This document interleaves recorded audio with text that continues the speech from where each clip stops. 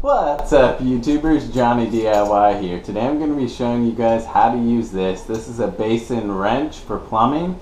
If you guys are new to my channel, do me a favor and click the subscribe and the notification bell so you can get all my new videos. Alright, let's get to it. Okay, if you're going to be doing any sort of plumbing where you're changing faucets in the kitchen or bathroom or water supply lines, you're going to need a Basin wrench. And what a Basin wrench allows you to do is to reach up underneath the sink and to grab those water supply lines. There's actually two types of plumbing tools that will accomplish this. The Basin wrench, and then there's a socket type attachment that attaches to a socket wrench and extension. And they both have advantages and disadvantages, but they're both around the same price. Each can be had for around $20 or less. I'll put some links down in the description to both types. And the socket style one is going to be better for removing really stubborn corroded fittings, water supply fittings.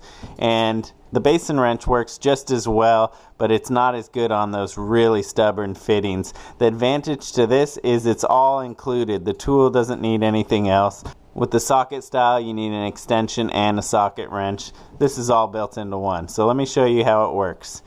The head swivels, one for tightening and one for loosening, swivels to each side. And then this jaw opens and closes for different size fittings. And how it works is you want to be turning towards the hinge to grab onto it.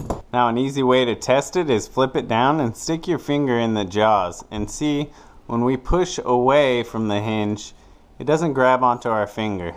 But then when you grab it and you turn it into the hinge, it really grabs onto your finger.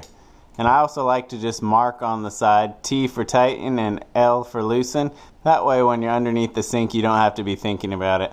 Actually, a very similar tool in the 1800s, a little smaller than this, was used by dentists to pull out your teeth. Ouch. Okay, let's go underneath our sink and I'll show you some examples of how to use it. Okay, so these plastic fittings up here, there's one on each side. This actually clamps the faucet down, and then here's our water supply lines. The Basin wrench can be used on both of them. Then we'll do the same thing to this right side. Now the socket style one's actually better for this kind of plastic fitting because it locks onto those ears. Doesn't damage them or anything. Just want to be careful not to break those ears. Wow, these are really corroded and old. If you have bad corrosion like this, I suggest spraying some WD-40 on it the day or so before. You grab on with the Basin wrench and then we twist to crack it loose, and we should be able to get the rest off by hand. So it's a fairly basic tool, but it's really a must-have when you're doing any sort of plumbing on water supply lines and sink faucets. But that's how to use a Basin wrench, guys. If you're new to my channel, do me a favor and click the subscribe and the notification bell so you can get all my new videos like this one.